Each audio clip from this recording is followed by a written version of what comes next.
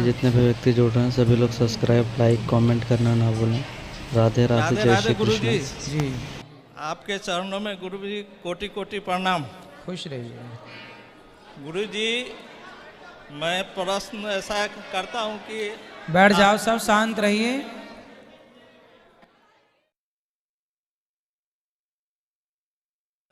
बताइए क्या क्या चाहते हैं आप, बताइए। यदि मैं लगेगा तो कि ये देने लायक है तो दिया जाएगा। पहली बार यहाँ आया हूँ। बहुत दिन से सोच रहा था, मोबाइल टीवी में देख रहा था, लेकिन इस बार मौका मिला तो मैं सोचा गुरु जी से पर्सनली आशीर्वाद लूँ। ठीक है, आशीर्वाद है। आशीर्वाद नहीं, स्पेशल पर्सनली लूँ, पाँव के चरणों में। स्पेशल पति पत्नी दोनों आया हूँ। बिल्कुल स्वागत है आपका, और आशीर्वाद एक है। प्रश्न- बिहारी जी खुश रखें आपको। और एक प्रश्न और है कि जैसे मैं हनुमान जी को मतलब शुरू से ये कर रहा हूँ, वो मेरे दिल में बसे हैं, उनको मानता हूँ, मतलब हमेशा याद करता हूँ, सुबह शाम पूजा करता हूँ। लेकिन तुलसीदास जी ने उन्हें लिखे है इसमें हनुमान चालीसा में कि और देवता चितन धरई, हनुमत से ही सर्वसुख करई। तो जब हनुमान जी के कर रहे हैं तो दूसरे से को ये कर सकते, उसमें तो हनुमान जी नाराज नहीं होंगे ना? ना, और देवताओं के लिए कहा है, भगवान के लिए नहीं। देवताओं को चित्त में, जैसे कुछ लोग ना जी इस देवता उस देवता के पीछे भागते हैं, इसलिए और देवता चित्त न धरई। हाँ। सबको चित्त में रखने की जरूरत नहीं है, हनुमान केवल जी- हनुमान जी पर्याप्त हैं। और जिसके हृदय में हनुमान जी हैं तो हनुमान जी के हृदय में सीताराम है। हनुमान जी को बिठा लो तो सीताराम अपने आप बढ़ जाएंगे। नहीं गुरु जी, क्या है, जब से मेरा इतना विश्वास भरोसा है कि जो कुछ भी करता हूँ उनको नाम लेकर करता हूँ और वो होता भी है, इसलिए मेरा बहुत पूर्ण भरोसा है उन पे। किस और पर? मैं करता हूँ बजरंग बली के मेरा अच्छा। ये है, मतलब हनुमान कोई जी भी- की शरण में रहने वाला सुखी है, सुखी है। क्योंकि मैं एक बार आ रहा था, बम्बई से आ रहा था वापी, तो वहाँ ठीक है, भगवान हमेशा आपके साथ हैं और रक्षा करें। सबको थोड़ा थोड़ा मौका दिया जाए ताकि सब प्रश्न कर सकें। राधे राधे गुरुजी। जी मैया। गुरुजी मेरा एक प्रश्न है, भीष्म पितामह ने पांडवों को क्यों मारने के लिए कहा? क्योंकि विवश कर दिया दुर्योधन ने, हाँ इसलिए कहा कि कल का युद्ध पांडवों का अंतिम युद्ध होगा। फिर उन्होंने, भगवान ने आकर पक्ष लिया तो कहा कि वो भगवान, फिर पितामह का ही वो अंतिम युद्ध था। क्योंकि पांडव और कौरव दोनों समान थे ना, कैसे समान थे? दोनों मतलब उनके पोते ही थे ना दोनों। देखो उस रिश्ते से तो ठीक है, हाँ। लेकिन वो समान नहीं थे। एक धर्मी था, एक अधर्मी था। अच्छा। धर्म अधर्म समान कैसे हो सकता? हाँ तो वो धर्मी थे ना, वो तो पांडव तो पांडव धर्मात्मा थे। हाँ, तो उन्हों के लिए मारने के बोला ना उन्होंने। उन्होंने प्रतिज्ञा कर ली। अच्छा। उनको वो त्रिकालज्ञ हैं, पितामह सब जानते हैं। तो वो कह दिया कि अब ये हमारा अंतिम युद्ध होगा। इसी बहाने वो मरे, इसी बहाने बाणों की सैया मिली। प्रतिज्ञा नहीं करते तो ये बाणों की सैया तक पहुंचते ही नहीं, महाभारत चलते ही रहता, चलती रहती। कोई खत्म ही नहीं होता। अच्छा राधे राधे गुरु। राधे राधे। राधे राधे गुरु जी, जी आपको चरणों में कोटि कोटि प्रणाम। खुश रहिए। महाराज जी कहना है कि जो स्वर्ग और नरक है क्या होता है? जैसे जिंदे आदमी तो जा नहीं सकते हैं, मरे हुए आदमी आ नहीं सकते हैं। नहीं, जिंदा भी जा सकता है। कैसे जाएंगे? आप देखो, आप सरकारी हॉस्पिटल चले जाओ, हाँ जर्नल वार्ड चले जाना, आपको नरक का दर्शन हो जाएगा। जी महाराज। यही नरक है। अत्रैव स्वर्ग अत्रैव नरक। यहाँ तो केवल टेलर है, बाकी फिर पूरी वीआईपी व्यवस्था ऊपर है। गुरुजी राधे राधे। जी राधे राधे। गुरुजी मेरा पढ़ने में मन नहीं लगता। अरे लगाओ बेटा। गुरुजी मैं आपको हनुमान चालीसा सुनाना चाहती हूँ। सुना दो, एक लाइन सुनाना, दो लाइन। ठीक है। जय हनुमान ज्ञान गुण सागर, जय कपीस तीनों लोक उजागर, राम दूत अतुलित बल धामा, अंजनी पुत्र पवन सुदना। सुंदर। अब आप घर में रोज पाठ किया करो, अच्छी बात है कि आपको आता है। खुश रहिए। यहाँ चलो दो मैया को, फिर इनको देना माइक। आपको बात करनी थी, किसको? हाथ उठा लो जिनको भी बात करनी है। ठीक है गुरुजी प्रणाम जी। मेरा सवाल है कि दिवाली तो भारत के सभी जगहों पे मनाई जाती है, लेकिन उसके 6 दिन बाद ही महापर्व छठ आता है, तो वो यूपी बिहार और कुछ इलाकों में ही मनाया जाता है।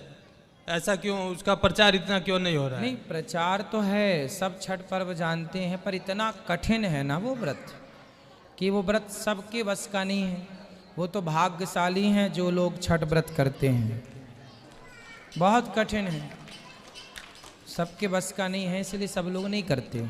कहीं कहीं मान्यता ज़्यादा है, कहीं कहीं लोग नहीं समझते उस विषय को, और उसके बदले में दूसरे व्रत कर लेते हैं।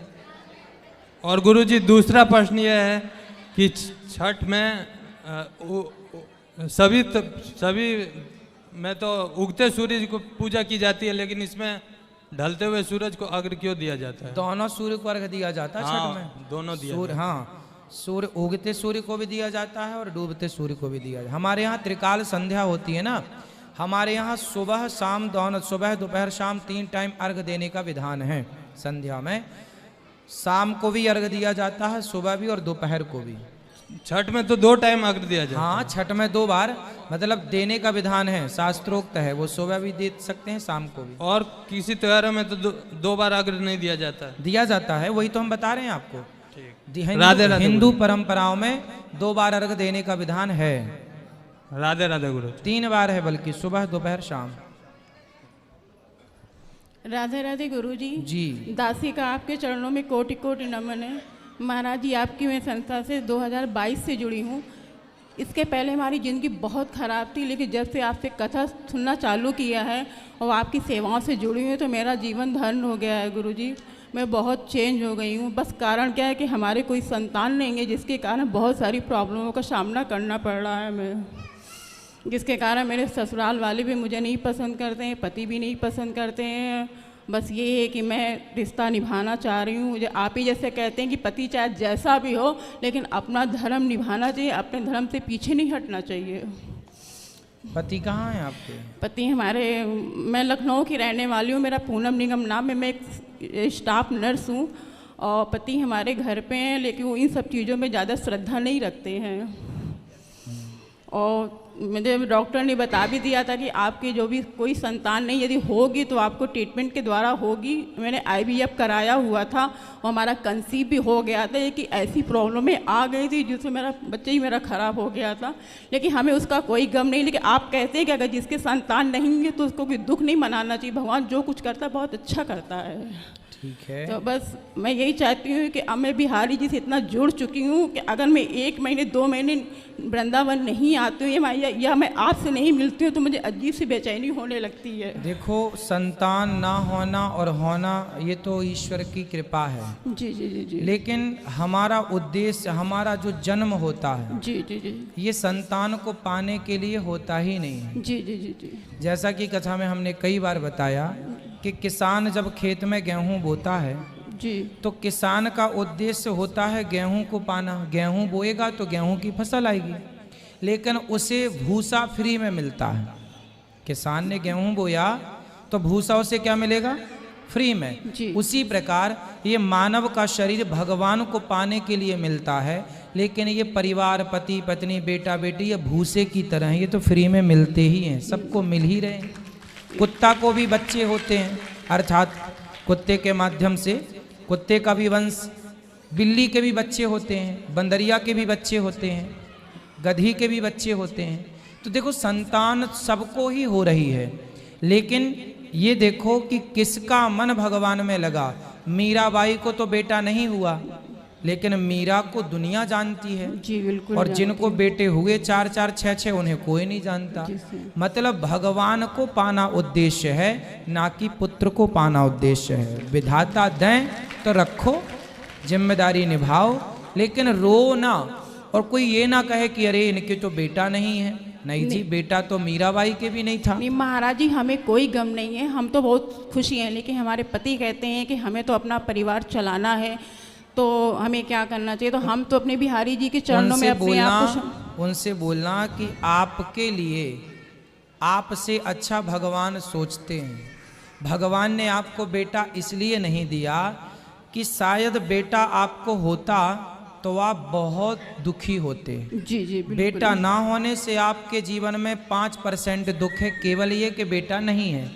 जिनके बेटा हैं वो लोग बहुत दुखी हैं उनसे जिनके बेटा नहीं है। आप देख लो समाज में, तो शायद देखो हमें तो वर्तमान का दिखता है, जी भविष्य का नहीं, पर भगवान तो सब जानते हैं कि आपके लिए क्या सही है क्या गलत। इसलिए ईश्वर जो दें, तेरे फूलों से भी प्यार, तेरे कांटों से भी तू प्यार। दे तो खुश, ना दे तो खुश। भगवान की मर्जी में अपनी मर्जी मिलाना। आप अपनी जगह सही हैं, पति को भी कथाएं सुनाओ, जीवन में संतोष होगा। उनको समझाओ कि बेटे से गति नहीं होती, आप अच्छे कर्म करो, भगवत चिंतन करो। विवेकानंद जी के थोड़ी बेटा था, सूरदास जी, तुलसीदास जी, रैदास जी, इनके थोड़ी कोई बेटा था। इन्होंने तो अपना कल्याण अपने भजन के बल पर किया और आज सदियों बाद भी लोग इन्हें जान रहे हैं और सम्मान से जान रहे हैं। महाराज जी एक प्रार्थना और है मेरी कि आप हमें ऐसा आशीर्वाद दीजिए कि मैं सदैव वृंदावन से जुड़ी रहूं और मेरी अंतिम यात्रा वृंदावन से ही हो। मेरी बिल्कुल, सांस बिहारी जो जी निकले वो आपकी- वृंदावन से ही निकले। बिहारी जी ने आपके लिए कुछ अच्छा सोचा है। और बिहारी जी की इतनी कृपा है, कल मुझे 84 को इस परिक्रमा का सौभाग्य मिला है। कल से मैं परिक्रमा चालू करूंगी महाराज जी। अच्छा है, खुश रहिए। प्रभु जी 2 लाइन आपके लिए। सांस देना प्रभु इतनी तो कम से कम, सांस देना प्रभु इतनी तो कम से कम, तुमसे मिलने से पहले न निकले ये दम, तुमसे मिलने से पहले न निकले दम, जो चलाता है ये सारे संसार को, मैं भी कर लूं जरा उसका दीदार, तो क्या पता मिले ना मिले ये जन्म, क्या पता फिर मिले ना मिले ये जन्म, तुमसे मिलने से पहले न निकले। सुंदर। जय श्रीमन राधे। गुरु जी जय श्रीमन दासी राधे। का आपके चरणों में कोटि कोटि प्रणाम। खुश रहिए, खुश रहिए। इनको बात कराओ। हाँ, बैठो आप। गुरुदेव आपके चरणों में नमन। खुश रहिए। हम लोगों की ना बहुत इच्छा थी आपसे मिलने की, और हम लोग उधर से घूमते घूमते और हमें पता नहीं था कि इधर ही आपका आश्रम है, और इच्छा थी हम लोग इधर मिल लिए आपसे। और मेरी दादी ने आपके चरणों में प्रणाम कहा है। और मेरा आपसे प्रश्न है कि अभी के जो हम जनरेशन है, जो बच्चे हैं, वो किस तरीके से हम लोग भगवान की भक्ति कर सकते हैं?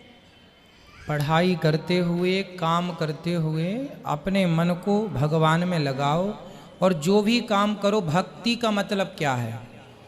आप भक्ति का मतलब ये मत समझिए कि माला जपना भक्ति है, ये मत समझिए कि रोज मंदिर जाना भक्ति है। भक्ति का सही मतलब है कि आप ईमानदारी से, सच्चाई से अपने जीवन को व्यतीत करें।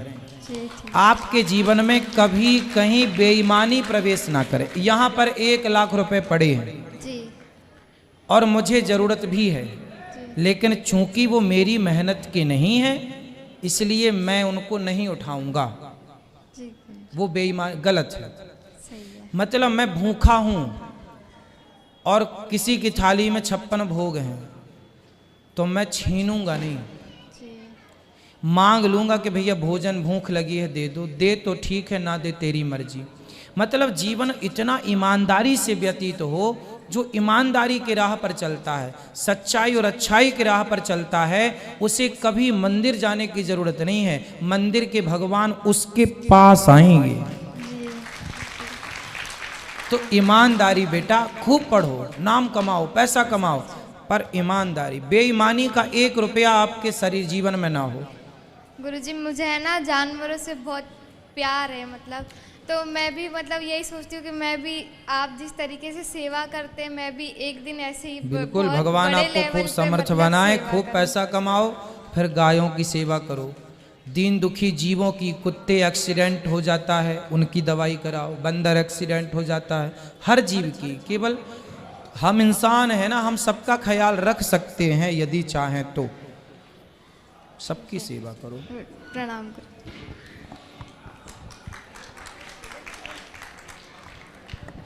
राधे राधे गुरुदेव। राधे। जय श्री कृष्ण।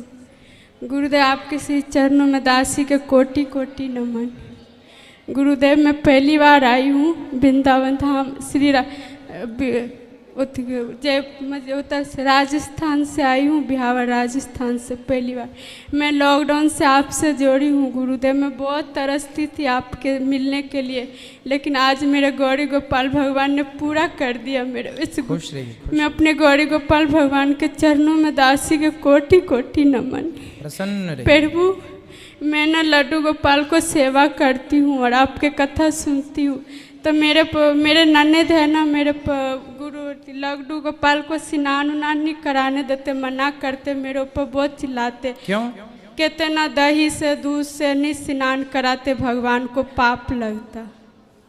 और मैं ना ज़बरदस्ती करती हूँ ना, तो मेरे ऊपर मेरे पति भी चिल्लाते हैं, मैं भी, मेरी ननद भी चिल्लाते। और मेरे पति है ना, कथा सुनती हूँ ना, तो मेरे पति मेरे को बहुत गुस्सा करते। मेरे ननद मेरे पति को कहते हैं पागल है पति, पघंटी के पर आपको गाली बकते। तो आपको गाली बकते ना, तो मैं सहन नहीं कर पाती। कोई बात नहीं, गाली कोई दे रहा है तो अच्छा है, कम से कम कुछ तो दे। नहीं गुरुदेव, मेरे को गाली बकेगा तो मैं सह लूंगी, लेकिन आपको गाली बकेगा ना, तो मैं नहीं सह पाऊंगी। आप अपना पति के साथ प्रेम से रहो, और कोई गाली हमें दे, हमें तो कोई दिक्कत नहीं है, भगवान उन्हें सद्बुद्धि दें। और रात को लड्डू गोपाल को सुलाती हूँ ना, तो पति देव मेरे ऊपर बहुत गुस्सा करते। पति रात को लड्डू गोपाल को उठा देते जाके, कहते कि भगवान कभी नहीं सोते। क्या गुरुदेव भगवान नहीं सोते क्या? आप बताओ ना। आप अपना कर्म करते रहो, उनका काम जो वो आए पतिदेव, वो पीछे बैठे हैं, वो मेरा बच्चा भी है विकलांग है, वो चलते नहीं। बात करा दीजिए उनसे। मैं लड्डू गोपाल को सुलाने नहीं देते। क्या नाम है? राजकुमार। कहाँ है भैया? आ जाओ। वो बच्चा होगा विकलांग है ना, चलते नहीं। देखो ढूंढ के लाओ जाओ। लेकिन गुरुदेव है ना, ऐसा कोई है क्या? आप ढूंढ के लाओ, बात कराओ, हम बात करेंगे, तुरंत जाओ। लेकिन मैं कथा सुनती तो मेरी ननद मेरे ऊपर क्यों चिल्लाते हैं गुरुदेव? कोई बात नहीं, देखिए मीराबाई कितनी बड़ी भक्त थी, लेकिन उनके ससुर उन्हें गाली देते, सास गाली देती, पति कुछ कहते, समाज कुछ कहता, लेकिन किसी की बात का उन्होंने ध्यान नहीं रखा, अपने कार्य को किया। आप अपने कार्य को करिए, आपको अच्छा और बुरा कहने वाले लोग आसपास मिलेंगे, आप ध्यान मत दीजिए। यदि आप रुक गए कि तुमने ऐसा कहा वैसा, कहने वालों का काम कहना है। आप अच्छा करो तो भी लोग कहेंगे, बुरा कहो तो भी। ऐसा कौन सा काम है जिस काम को करने से दुनिया ना कहती हो? हाँ। ऐसा कोई काम बताओ आप लोग जो काम करने से लोग ना कहें। सब कुछ कर लो आप, सब कुछ करने पर लोगों का काम कहना है, इसलिए परवाह ना करो जगत की कि लोग क्या कहेंगे। आप तो भगवान की राह पर, अच्छे राह पर चलो, और कहते रहे लोग, कहने दो। और गुरुदेव आप है ना, मेरे को ना, मैं जब भी भगवान को कहती हूँ, गौरी गोपाल भगवान के सपने में आने के लिए, तो आप आ जाते हो सपने में।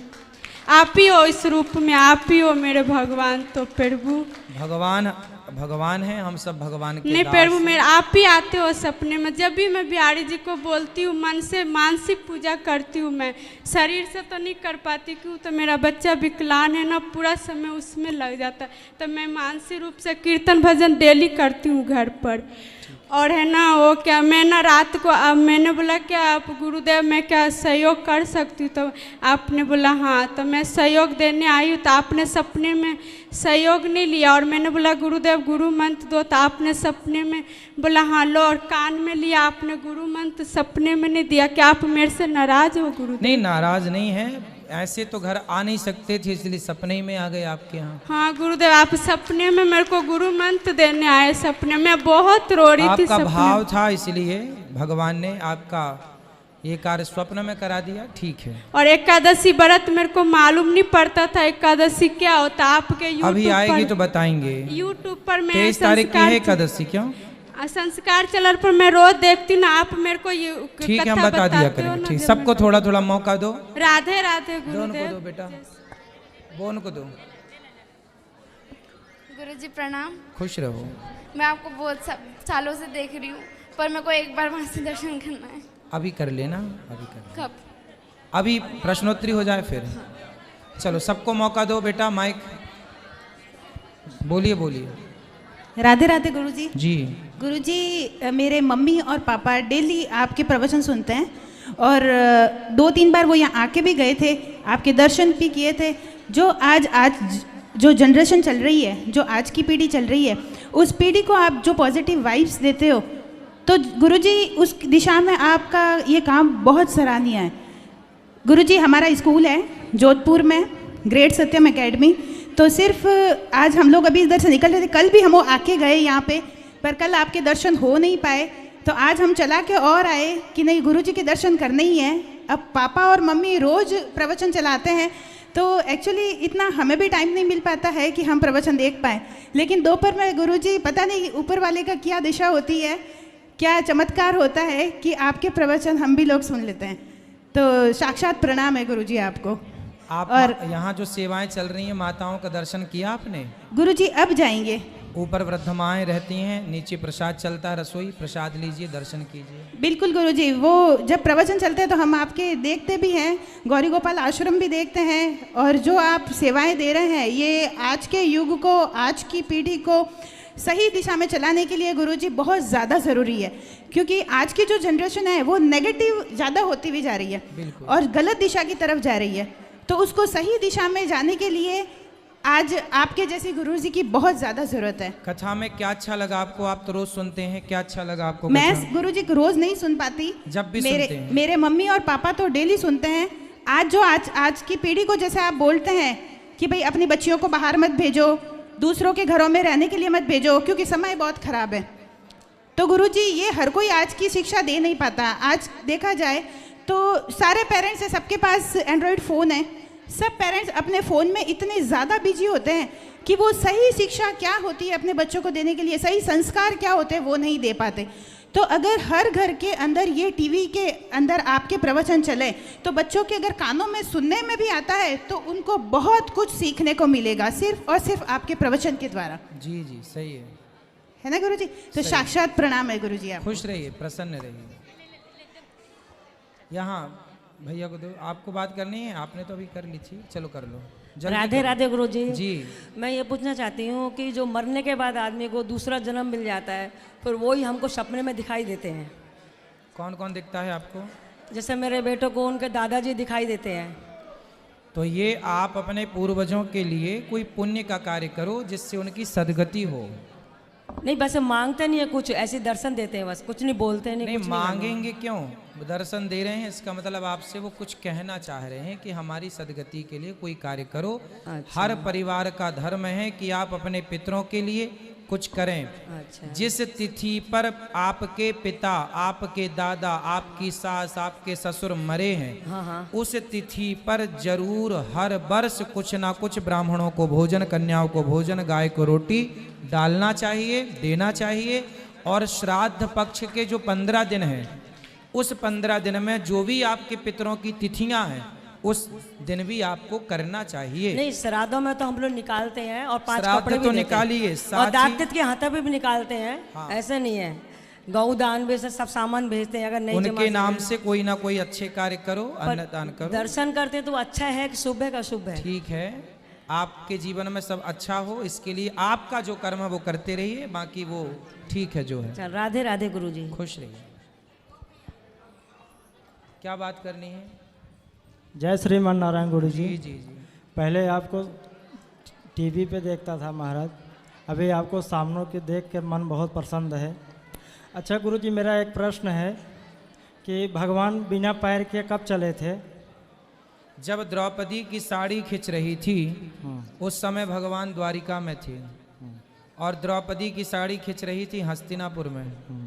हस्तिनापुर बल्कि आज का मेरठ, और द्वारिका आज का गुजरात, समुद्र का किनारा।